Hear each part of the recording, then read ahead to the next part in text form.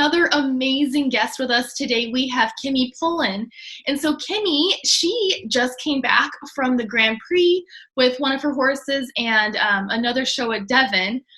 Recently, she's just doing super well with her horses. One of her horse just won in the Grand Prix called Hot Date. And then her 5-year-old did really well at Devon, geometric art. So, Kimmy, tell us a little bit about what you're doing out there. Well, the first day we placed 5th, and then the second day we placed 4th. So I just want to make sure no one thought that I won, although that was cool. Okay, but you're doing amazing. It's awesome. I saw the video, and it was just like on point. Like, what a great ride. Yeah, it's one of those things where like you can work really hard and you can put the time and effort into it and everything goes wrong anyway. And at Devon, it was just the whole entire week with a 5-year-old geometric art and Hot Date in the Grand Prix. It was just kind of like everything went well, the moon and stars aligned. So I couldn't have asked for better. They're definitely where they're at strength-wise and experience-wise, and also myself with the Grand Prix, like being pretty new to it. Mm-hmm. I definitely could not be happier for sure. And it felt like I won.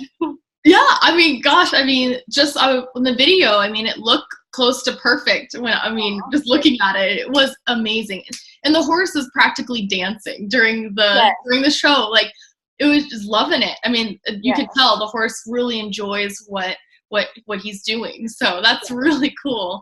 Do you know, where is Hot Date? Is it a horse that you own, or is this a client's horse, or what's the story with Hot Date? So a few years ago, I actually syndicated him. I've had him since he was 3, and my parents helped me purchase him, and then we decided to syndicate him just because the road to Grand Prix is so expensive. And so currently he's owned by syndicate owners, and we actually still have some shares available. So if anyone's interested. Awesome. So that really helps offset the costs and just not even the competitions, just the everyday training and then the lessons and then the upkeep and just keeping him performing at his best and giving him everything he needs is so expensive. So that's why we decided to go that route. I hear ya. So can you go a little bit more into detail on what that is for syndicating? So we have a buy-in price that's one time, and then there's an annual maintenance fee. And that just helps, again, with the shows and the maintaining him and just keeping him alive and the training and everything. So it's nice because it gives people an opportunity to be a part of the journey without having to fully own the horse or produce the horse and go into that level. People who just want to be a part of that and don't necessarily see themselves being able to or wanting to on their own horse. So it's a unique, fun journey to be a part of. For sure. So it's if they see talent in a horse, they can put money to help inspire and help that horse reach the level that the potential where it could be. So that's a really cool way of being in the industry, of, just being part of high levels like this, the elite levels of Grand Prix and things like that. So that is not, I don't know. A lot of people know about that, but it's like getting a share of a horse, which is really cool. And it's cool because when you're at the shows, you get to be in the stabling area, whereas in the CDIs, you have to have a wristband, so not everyone can. So they get to be behind the scenes and they get to hear weekly updates. I actually do typically daily updates because I'm a little bit OCD, but so they just get to be that much more involved than other people are.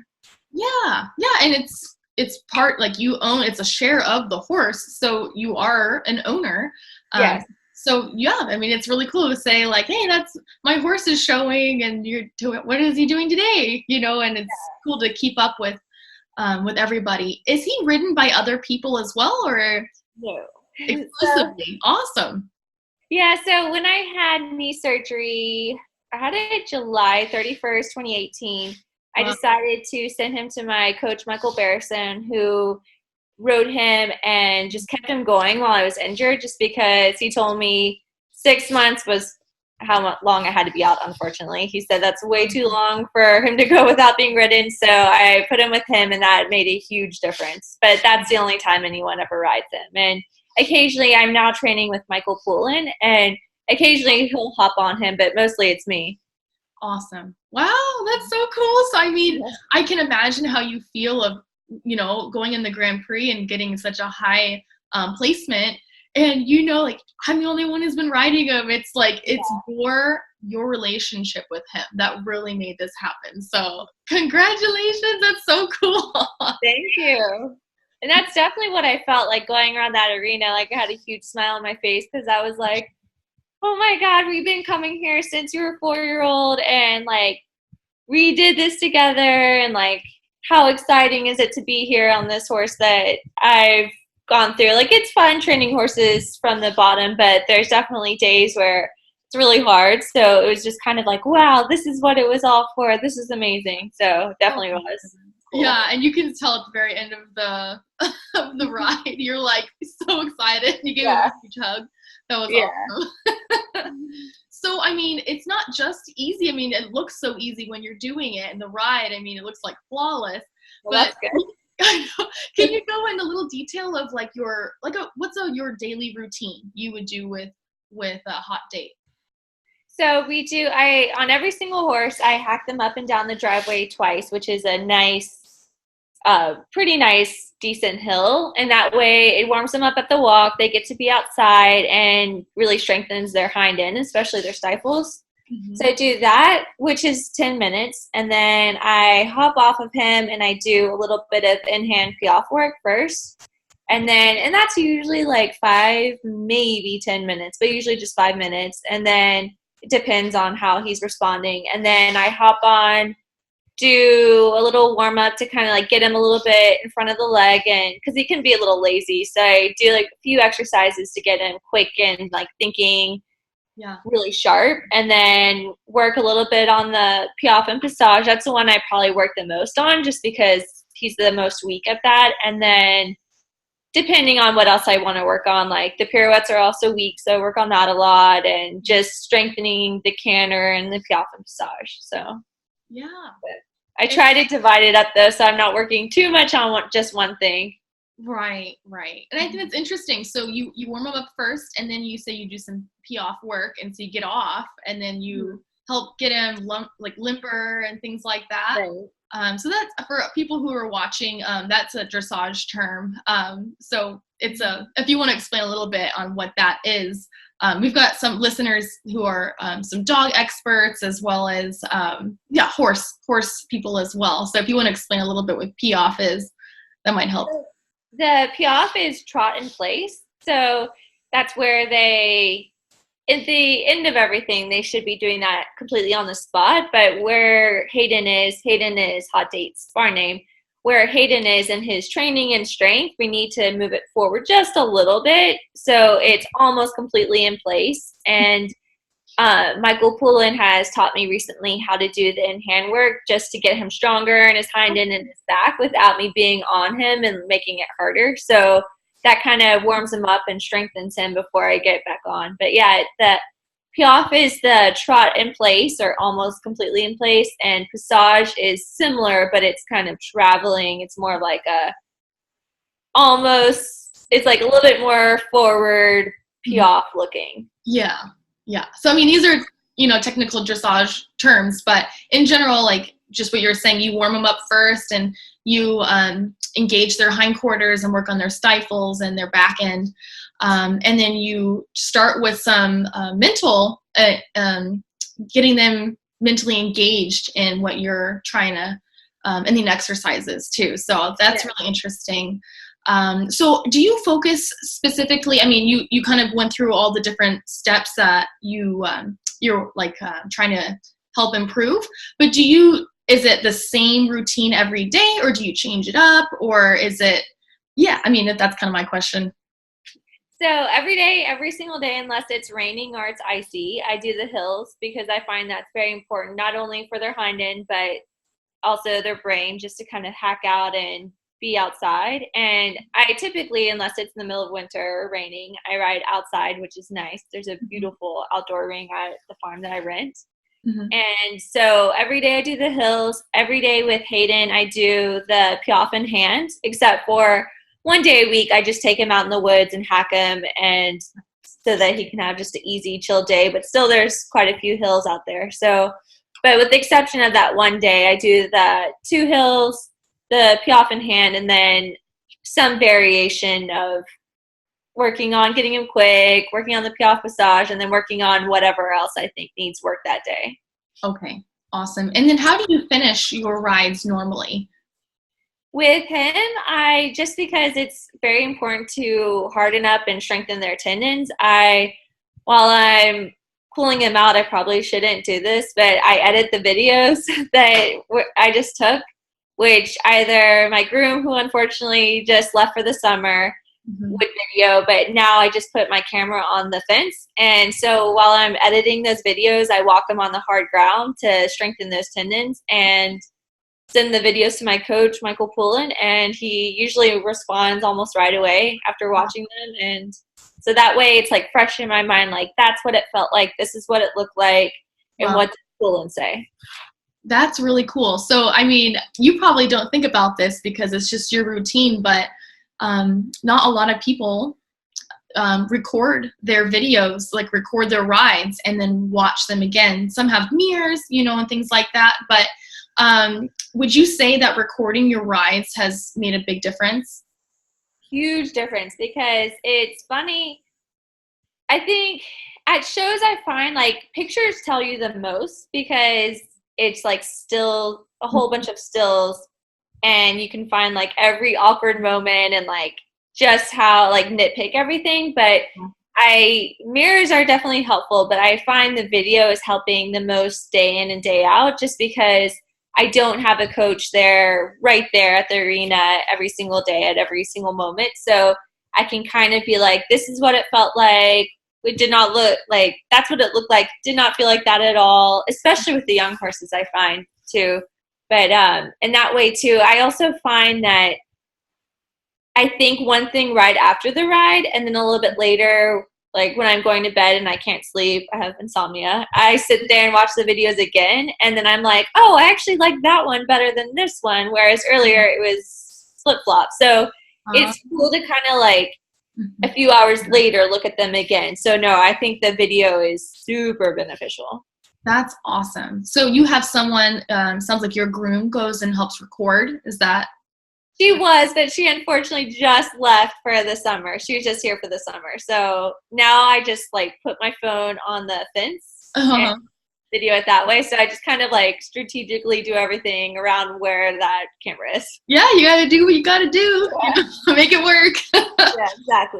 That's awesome. So you just kind of make a video and then send it to your instructor, and then they kind of critique, and you can compare between like Monday and Tuesday, like what felt better, what looked better. Exactly. Really interesting. So you're actually the first person to mention that in the summit. So that's really cool. It will help. I highly, highly recommend it.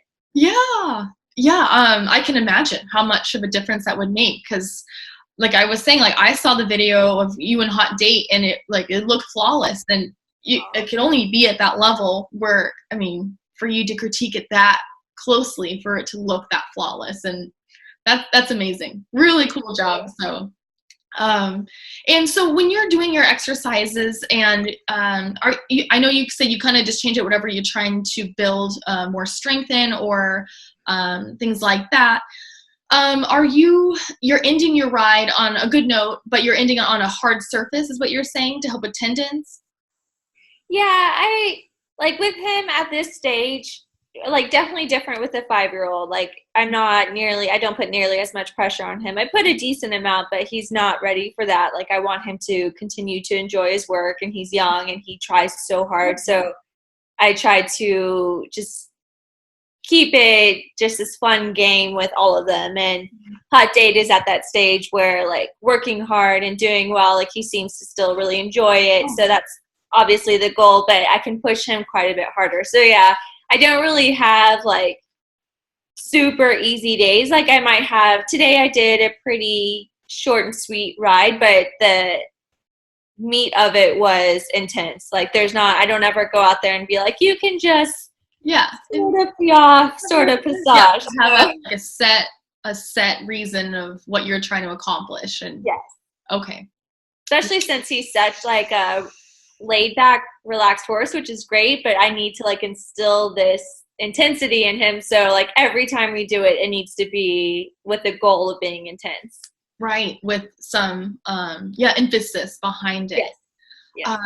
And you were mentioning too, which I think is really cool. So you go out and outside of the arena and you are getting him exposed to exterior, the background of the world, the real world outside of the arena. Do you think that's made a big difference between just working in the arena and going out in like you said, you have the woods and things like that? Oh yeah, absolutely. And I definitely, whenever I get young horses, like every horse that's come through my program, I make sure that I'm going to be safe and they understand X, Y, Z before I take it out of the arena. But it doesn't take very long before I'm just only riding them outside for a good few months. Obviously not in the middle of winter, but so that way they don't know any different. And that way when we go to shows, the being outside, hacking to the arena, doing all that stuff, hacking to the show arena, and like horses going a little bit crazy, and deer. There's this one show where there's a lot of deer that like to pop out of the woods right next to the arena. So it's just another day to them. Whereas horses that are coddled or just like confined to the arena, it's this big hurdle to jump, Right. Absolutely. So yeah, definitely.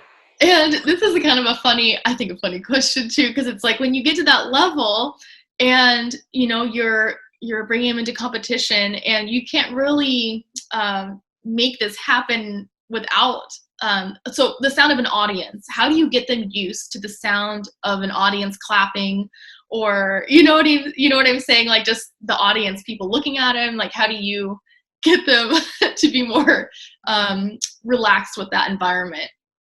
Dressage Devon is the answer. So that's why one of the many reasons why I love going there, starting there with the young horses, is because if they can do that at 4 and 5 and 6, then by the time, like the person stable next to me in the CDI barn was like, well, I'm worried about my mare with the lights and it's electric. She's never been. And I was like, oh, first of all, like I'm lucky because Hayden is so laid back and relaxed naturally, but he's been coming here since he was 4, so it's just he did not even bat an eyelash. He actually kind of like got excited. Both of us did. We're like, oh my god, this is amazing, and he just like really stepped up his game and was showing off. So awesome. Definitely that is my answer, because you can't really find that any other show unless you're at regionals in the Coliseum. Yeah. Otherwise, like regionals have like 5 different arenas and you're not always in the Coliseum. So Dressage at Devon, which is in my backyard, is the answer. That is the answer. Yeah. Awesome. So just, going and exposing them to shows and just kind of when they're younger. And when they're in their prime, I mean, he's already clearly doing really well. So when they're in their prime, I mean, they would say that's like 10 to 13. I don't know what you would. Yeah, it all depends. Like some horses, he definitely like has not, luckily, knock on wood, has not hit his like peak, and he's 11. So, but it all depends on the horse, like their maturity, their strength, etc. Like anything that's set them back, rider or horse. So it's hard to say, but luckily he definitely has not hit his peak. So yeah, knock on wood. Yeah, you got some time, absolutely. So that's really cool. And so I mean, it is expensive, like you said, to do competition at such a high level. This is kind of a tougher question, but what would you consider if you're on a budget? What would you invest in as the most important aspect? To help your horse do the best they can. There's not just one answer to that. I definitely think coaching is one of the absolute most important, because you can be however good you are, but you need eyes on the ground. You need, like, even though I stop and look at the video, I still send it to my coach because he has seen 5 million more piaffe massage and so many different combinations, so he can nitpick every little thing. And you also need that guidance for what shows should you do. Like Pullen just told me, Michael Pullen just said, now that Devin and Socrates are over, you need to just stay at home and get him strong and work on the strength before you compete again. So like I need to have someone telling me those things instead of me trying to train the horse and make these decisions that I've never made before, you know? Yeah, just having sorry. No, go ahead. I was just reiterating that it is important to have a second opinion or someone who's been through it to help coach you through this. I mean, you can do it alone, but like you said, it's almost like you're going into the dark, and when there's someone that could just help you easily, you can reach your goal quicker. Yeah, like blind leading the blind. So we definitely needed someone to help us through all that, and I'm very lucky to have such great people that have been and like helping us with all this. So yeah, good team around you. It's good to surround yourself with a good, experienced team. And just the environment, I imagine, to keep you motivated and on point too. And yeah, and you were mentioning too, he's kind of relaxed, kind of a relaxed kind of personality. How do you keep him emphasizing the work and just keeping energy going? Because I mean, sometimes you have horses that are like, you got to hold them back, and there's a lot of energy you're trying to contain, and in this case you're trying to encourage more energy. How are you helping him do that?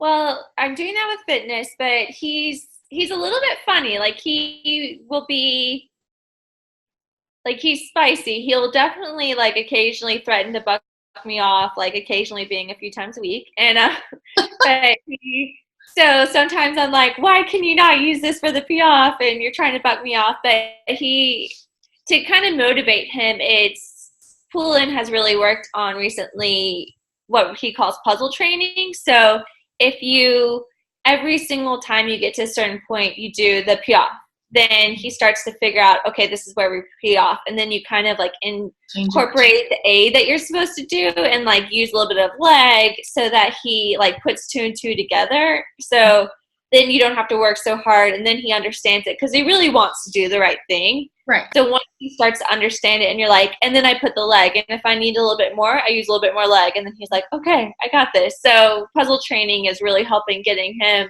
understanding what I want and the quickness and get that intensity there. Just putting 2 and 2 together. So you're asking for the basic command, and then you add a little emphasis on there, and then you put the 2 together. I'm kind of gathering what you're saying? Yes, exactly. That's awesome. So yeah, clearly it works. Yeah. That's awesome. It was hard at first getting him to piaffe without being able to carry a whip, because in a CDI you don't have a whip, and the piaffe has improved immensely without the whip. So it's just kind of like this whole understanding, like I put my leg on, you go, instead of relying on the whip, which just was making him like kind of back out and lose rhythm. Right. So focusing on that versus what you're asking him. Exactly. Yeah. How interesting. I mean, it's not like you're using the whip in a harsh way. It's another feed. It's just to touch them. And it's like an extension of your arm. It's just like a little keep going, like a little tap here and there, but like it was disrupting everything. So I'm actually really liking it without. That's awesome. Yeah. So, I mean, that could be a really nice tip for people. Just, putting 2 and 2 together so you can go away from using those aids. He associates another cue to those aids. So that's really cool. Yeah. In the video, I mean, I keep going back to that video. It's just because it was so fresh and it was so nice. I noticed he wasn't like swishing his tail at all. He was having a great time.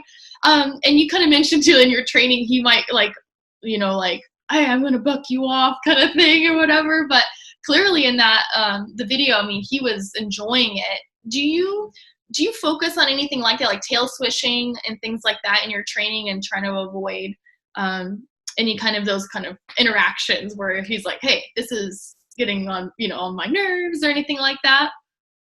He actually used to be an epic tail swisher, and I Wow. think it's because he hated the whip. And again, like I never used it in the wrong way, but it was just kind of like a distraction. Yeah. And the again, I think it was just now he's understanding what I mean.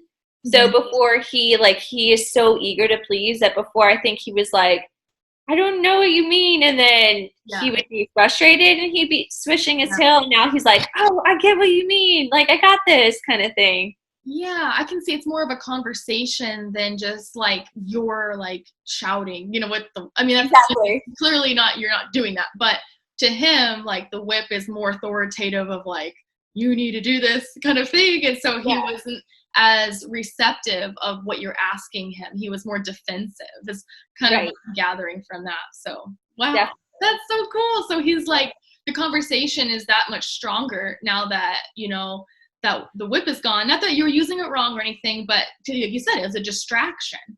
So he's listening more intently, and it's more of a confident conversation.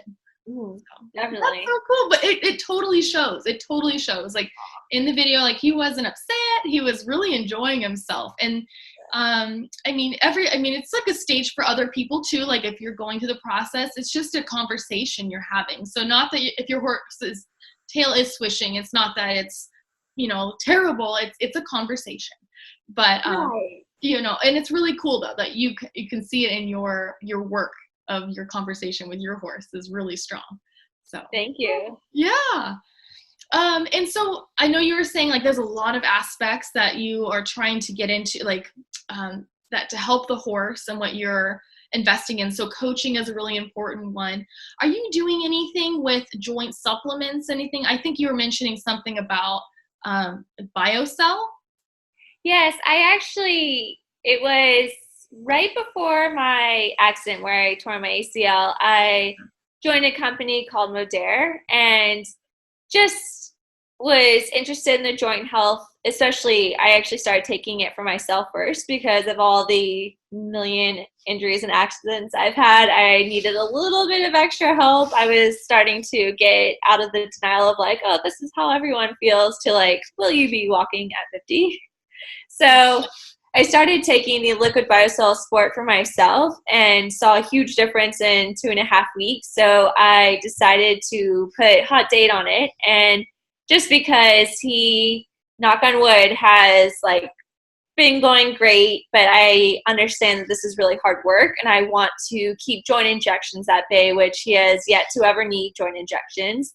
Yeah. Not saying that those are bad, but I just definitely want to keep that at bay for as long as possible. So I invested in that every month since then, and it has still kept the joint injections at bay and kept him performing 100%. And it's cool because a lot of joint injections or like the IM, like the Adequan, Penicillin, Legend are amazing products, but the liquid biocell equine helps their gut, coat, and feet, as well as their joint and soft tissue. So It's it's like this wonderful 5-in-1. Yeah, yeah. it's so, and that makes it cost effective too because you're not feeding 5 different supplements, and it's just kind of this overall picture, and it has made a huge difference with him. So That's so cool. So it's an all around kind of like supplement. It's not just for joints, but it just touches a whole bunch of other aspects as well, like hair and coat.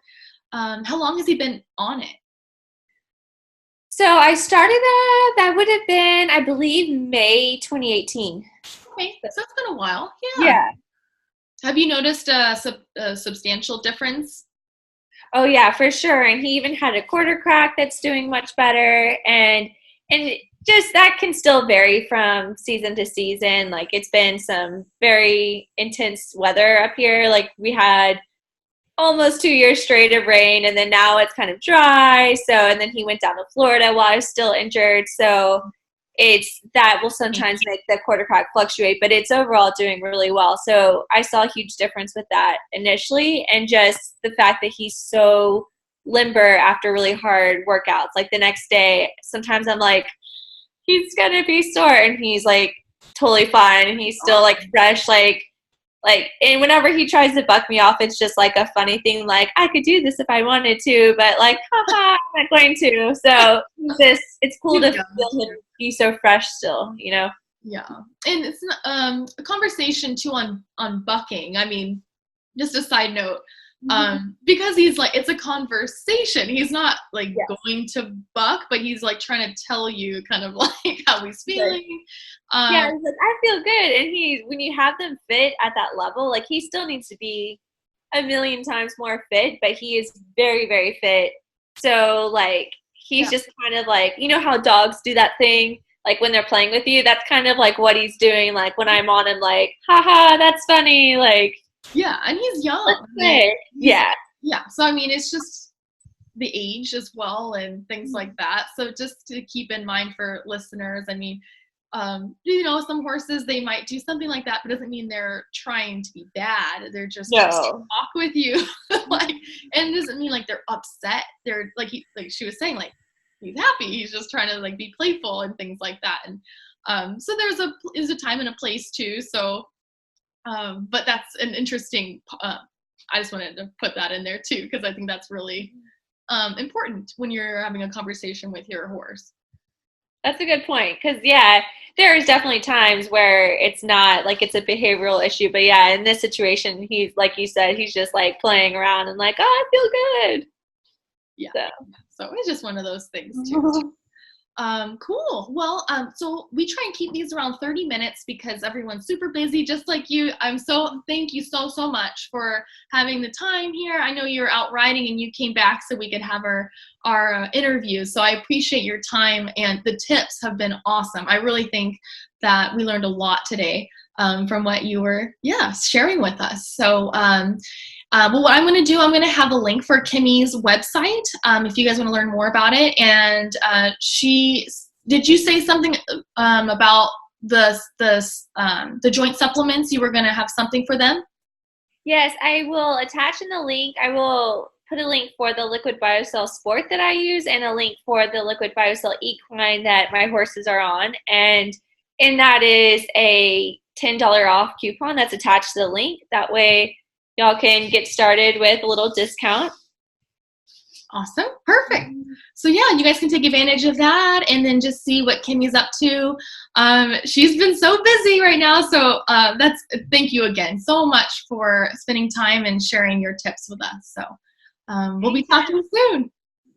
Thank you so much. I really appreciate it. Thanks. Talk to you soon. Bye.